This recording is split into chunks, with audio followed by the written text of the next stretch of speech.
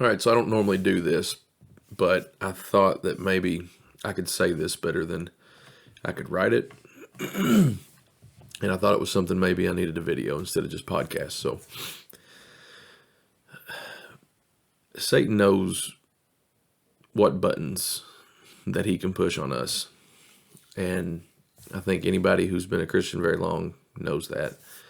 He knows what gets us down. He knows what maybe gets us pumped up just so we can get down. He's not opposed to letting us get all jacked up for God or something else and then jerk the rug out from under us, I guess, so to speak. So I maybe more so in the last 5 years maybe have come to realize that I have a lot of trouble processing things that don't come easy. Fear, anxiety, those are things that I never thought that I had any issues with. I guess, when you're a kid and when you're young and, you just think every day is great and not a big deal. What would you worry about? But as you become older and as you try to do things for God, as you try to do things just in this life in general, life has a way of kind of beating you down sometimes. And it seems like as soon as you try to do something, a little extra, or, it's not like yay me or anything like that. But, as soon as you take a stand for God, Satan's not far behind to push your buttons. And so for me, when he does that, he likes to dig up bones that, should have been buried a long time ago, and doubts and fears and things that I need to let go. But I don't know why it is, but we keep those things in a corner somewhere, and he can bring them out and show them to us pretty easily. I read scripture and don't read it as much as I should, but it's funny that at times when we need it, God shows us exactly what we need, points out exactly what we need, brings something right to your mind. And that's why I think he's showing me we need to be in the Word, because when we're at that moment, when we need that verse, when we need that, that advice from that only God can give, if we haven't been in it, we can't recall that verse, because how do I know it's there? And so there may be times that I'm reading and I think, well, what does this mean? Why do I apply? Why am I reading this today? Read it 100 times, and then today you need it. So I was just sort of, we're doing this podcast, and I'm, I don't know. I'm not, it's not in my wheelhouse, but it's not super far out of it, I guess. I've spoke in church, I've preached, I've taught, all those things. And so I guess I came into this thinking, this will be great, and this will be another avenue to just share some stuff, and it'll be like that. And I don't know. Satan has a way of kicking your feet out from under you, and so he's done that to me today. And honestly, there's very little reason, but anything he can do to make you doubt, anything he can do to make you be still, when God's trying to tell you to move, he'll pull anything out he can, and it may be the smallest thing, and it doesn't even have to be true. He'll start making you question things and doubt things and have conversations with yourself about arguments that never even happened. conversations that never even happened, but like, what if, what if this person, has a problem with something you said on there? What will you say? And the next thing you know, like, you're going down this road of how you're going to defend yourself in this imaginary conversation.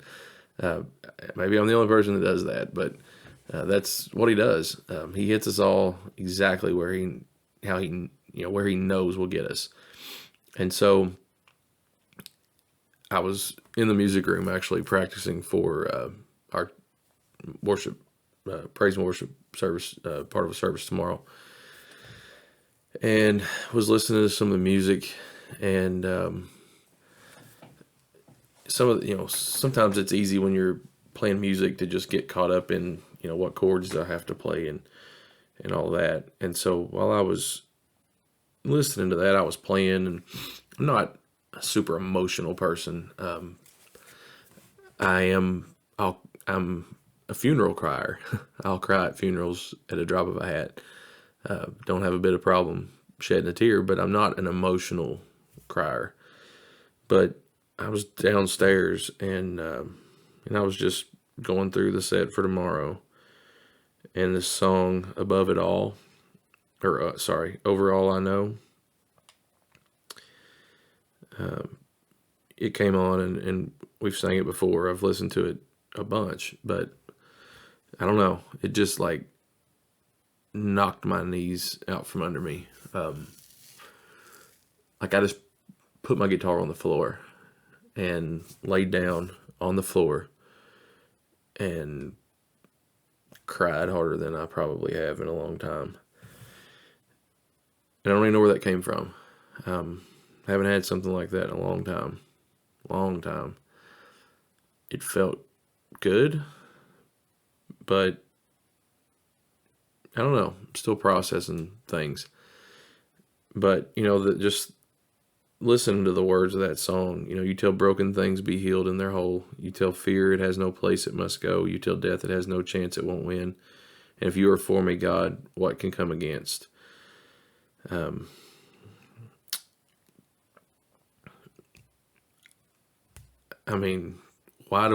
are we afraid?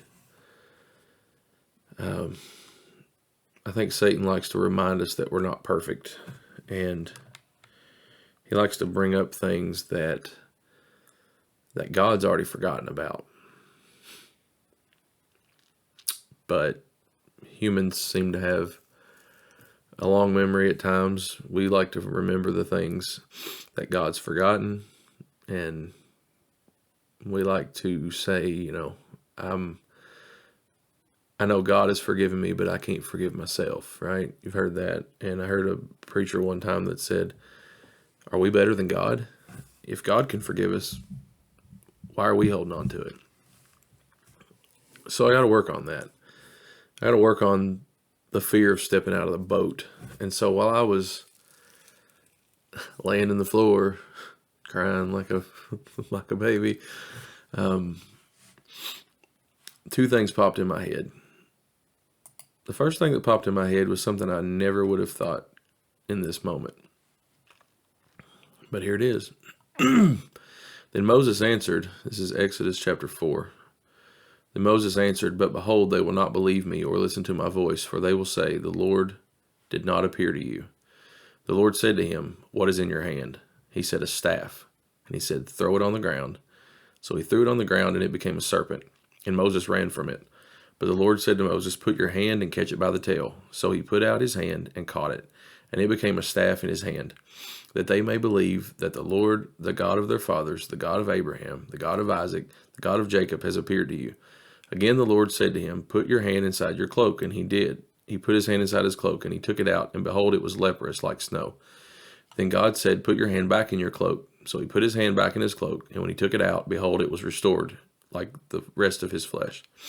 If they will not believe you, God said, or listen to the first sign, they may believe the latter sign.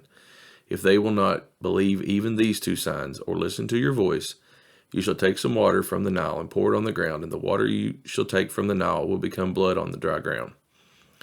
All right, so God's telling him, I'm going to be with you, and I'm going to prepare you, and I'm going to build you up bigger than what you are so you can do something for me.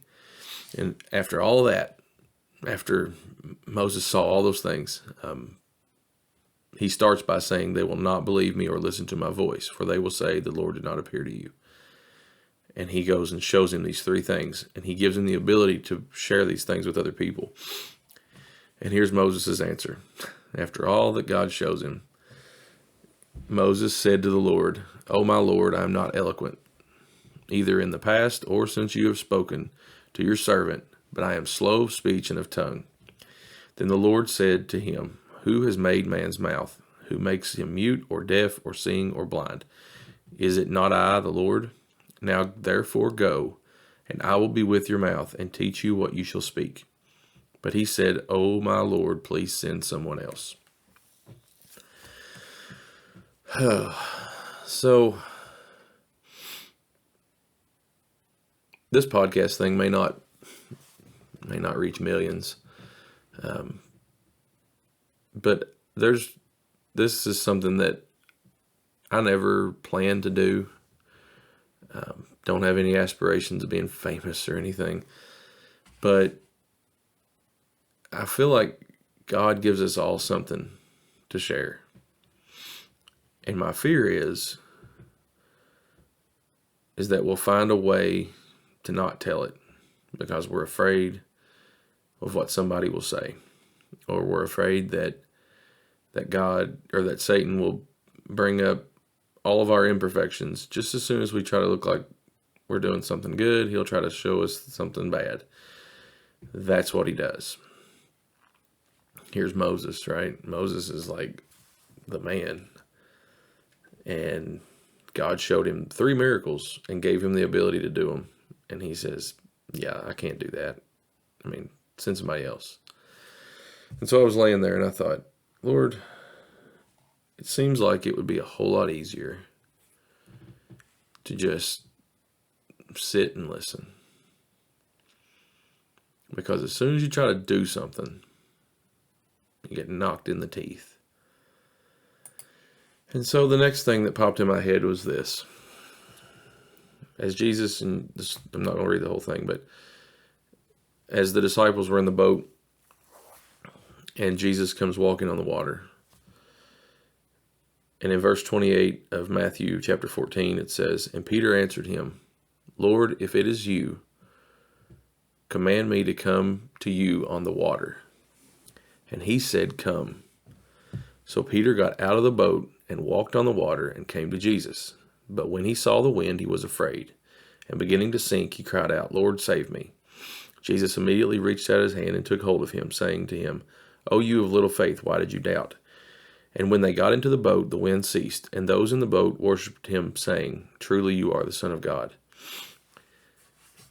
This is a very popular thing. And for whatever reason, we always focus on the lack of faith that Peter had. And we say, well, if he hadn't taken his eyes off of Jesus, then he wouldn't have sank, right? He was doing great. He was able to walk. And then as soon as he looked and he saw the wind and he started to see that he was actually doing this, then he got afraid. And so we always say, if Peter would have had more faith, right? We never, just turn your eyes upon Jesus. I've heard it preached a million times. I've preached it myself.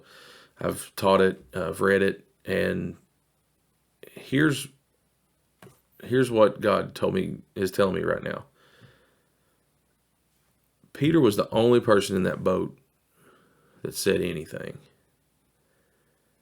The other people said, we're saying stuff, but like, of all the people in the boat, Peter says, if it's you, ask me to walk on the water and come to you.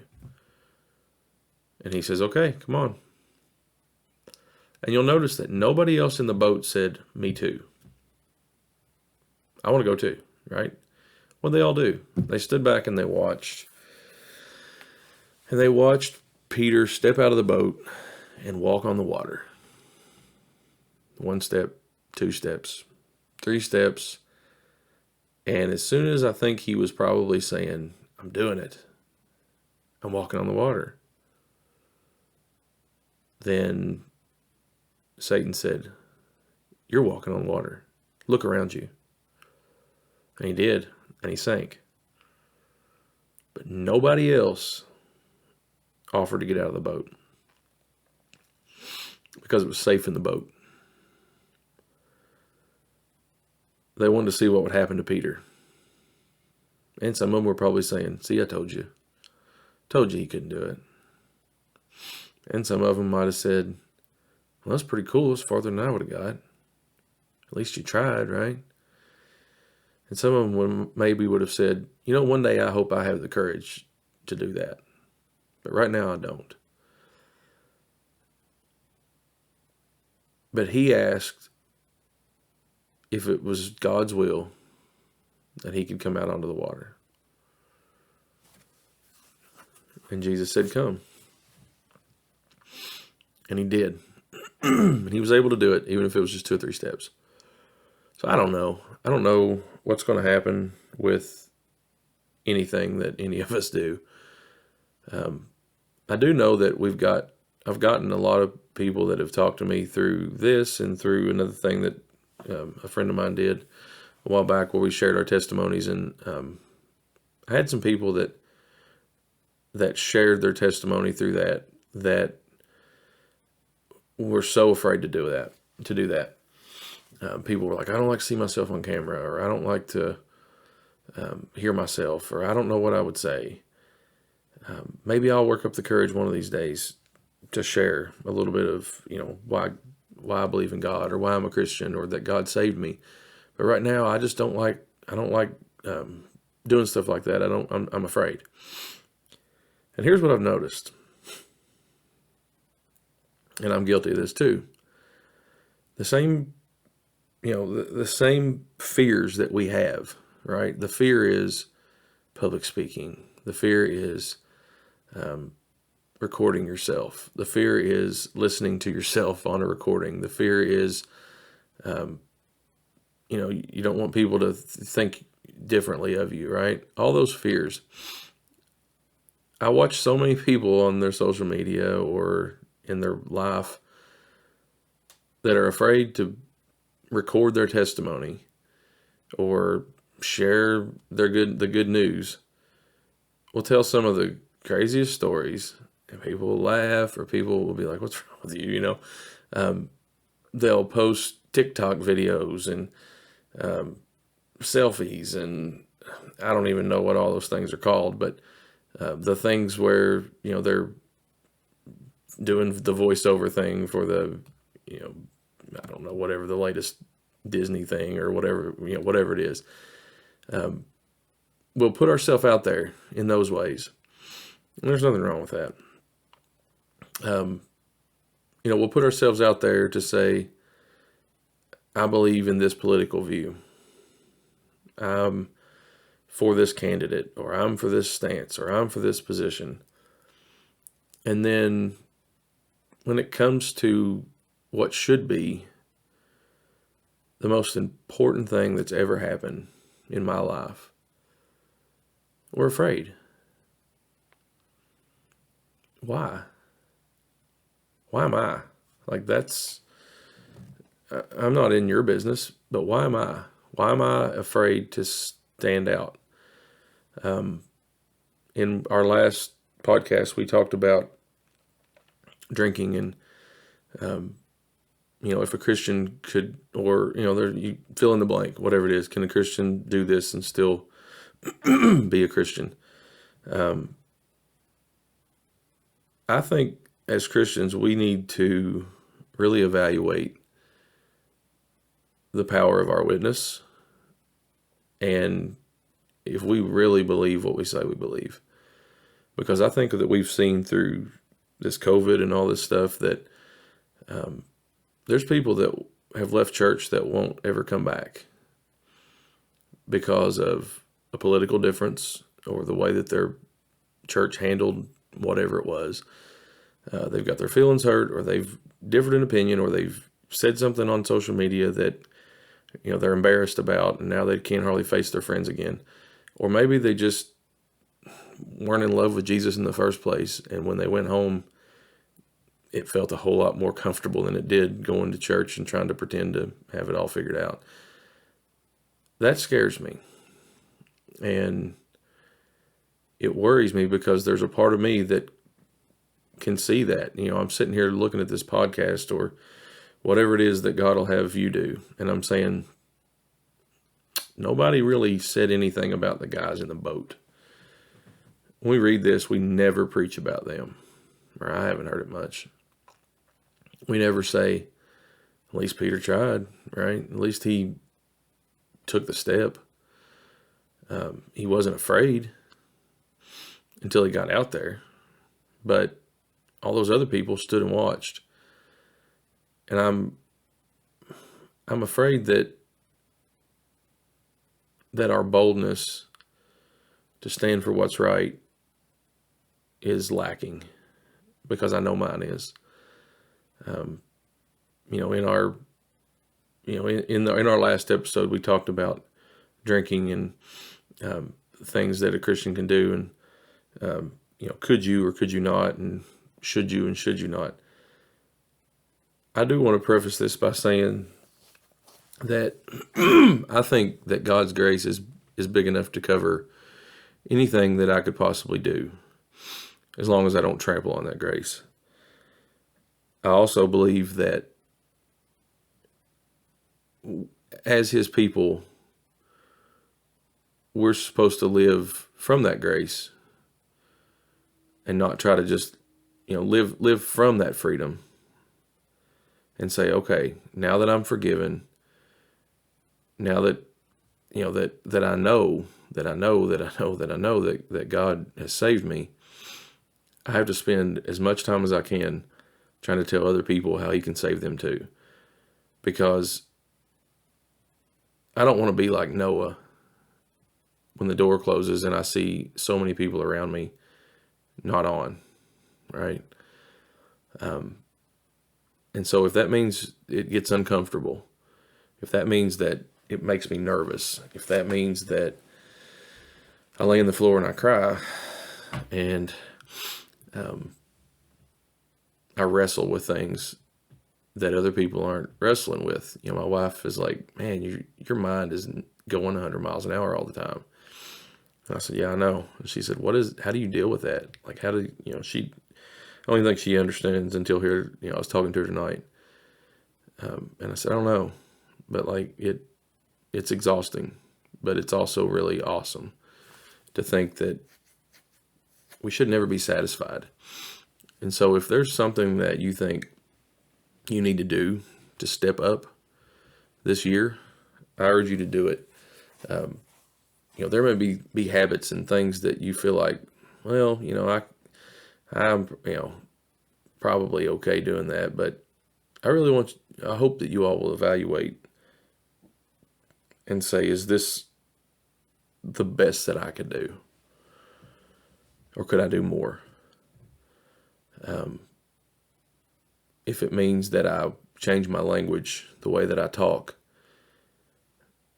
you could say, well, just words, but words have a lot of power. You could say, it's just a drink, but I would urge you to say, can God use you more without it? It may be just something we watch or something we listen to.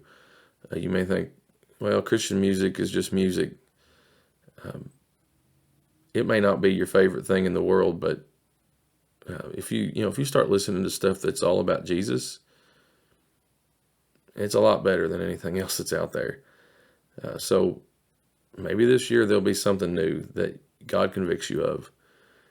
And so my job is not to point out your flaws, because I got a whole lot of myself to figure out. But I encourage you to evaluate yourself.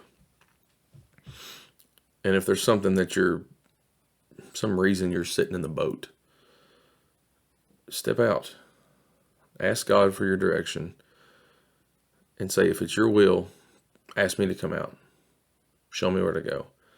And don't be surprised when you get all jacked up and all wound up and you get just ready to jump. and then Satan pulls the rug out from under you, so to speak, and knocks the wind out of your sails a little bit. Mark Hall said, God, you know how I get. If you haven't heard his testimony, I urge you to look it up. He said, you know how I get. I get all wound up. And just as soon as I'm getting ready to jump, Satan points his finger at me and says, sit down there, dyslexic boy. Nobody wants to hear from you. Because he struggled with dyslexia, and he was afraid to speak, kind of like Moses. And now he's a singer, and he speaks in front of thousands. He's written books, and every one of them, I think he says, he feels unworthy. Why did you call me? But I think he said it best when he said, I didn't need you, I wanted you. And so this is my statement tonight to say, if God needs me, he's not that strong of a God, because I'm pretty weak. But if God wants me, I'm his. God bless you all tonight. I hope this helps somebody.